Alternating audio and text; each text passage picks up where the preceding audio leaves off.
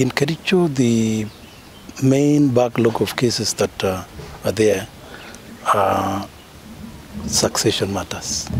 Succession matters.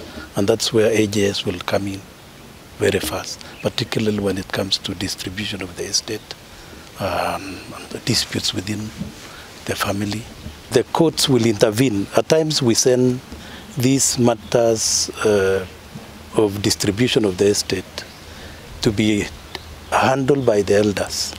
Then when the outcomes come and the daughters are excluded, the court will just nullify whatever decision was done and then enforce the constitutional provision by ensuring that their daughters inherit. Now the elders are aware. They will say, no.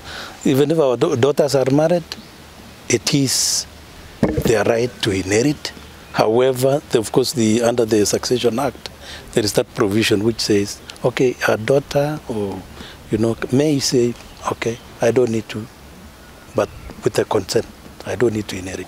What our statistics show is that about 64% of cases are being handled through AJS, and our purpose here is to try and encourage that, but also to ensure that 64% of the cases are being heard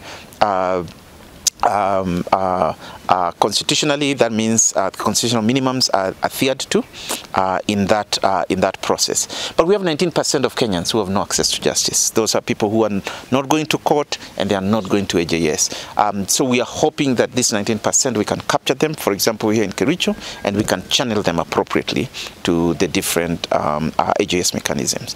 We also have 17% of cases right now in Kenya that are being handled in court, but because of case backlogs and so forth, that's why we have a lot of backlog. We have a lot of case delays. We're hoping that some of the 17% that is currently coming into court can also be channeled to AJS.